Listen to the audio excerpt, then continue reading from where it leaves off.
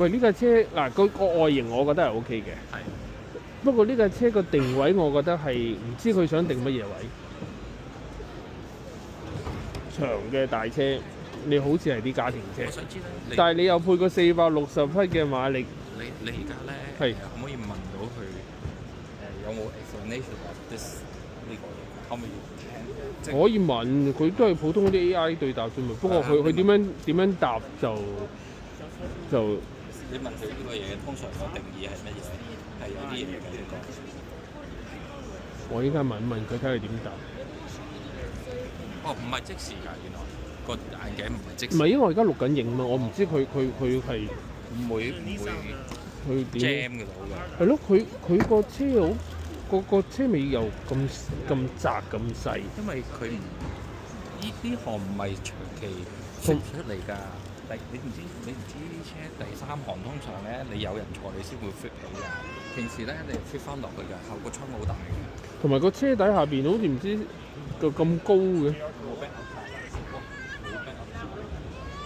佢應該喺下邊係咪應該有？我開唔到啊！呢度睇到。係咯，呢架車唔知佢嗰個唔知佢個定位係想定係俾啲咩嘅？係一架可以又唔係家庭車炸街嘅家庭車。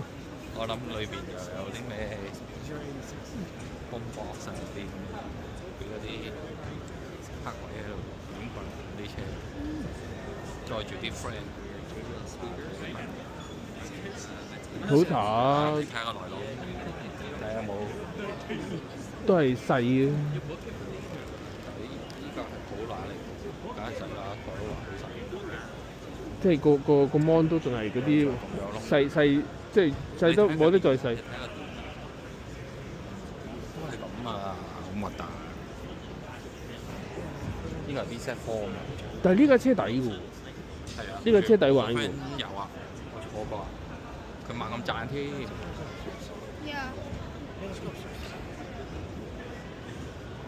其實Toyota你整幾架咁嘅車喺度擺車展都係嘥錢嘅。呢個係咩啊？呢個係咩？呢個 G7嚟喎，點解大咁多嘅？呢個係咩㗎？呢架大啲咩？係咯，點解咁唔同嘅一個樣？係咪長啲啊？係咯。貴啲嘅，Woodland啊，即係俾你爬山㗎。但係其實去啲荒山野